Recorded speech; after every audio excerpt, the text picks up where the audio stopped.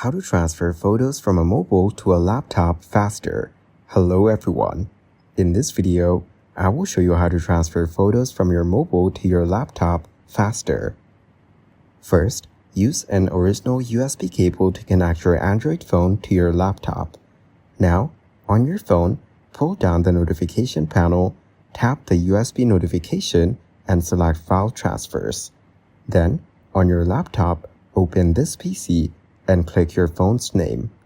Now, go to the DCIM folder and start copying your photos to any folder on your computer.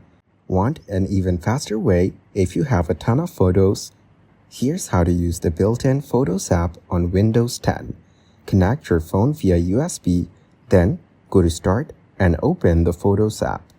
Now click the import icon at the top right and select from a USB device. Choose your phone and let it scan for photos. After that, pick the photos you want or just click Select All. Finally, choose where you want to save them and hit Import. And that's it. Your photos are now safely on your laptop. Thank you guys for watching this video. Hope you got some value. Make sure to like the video and subscribe to the channel to get notified of new videos. See you in the next one.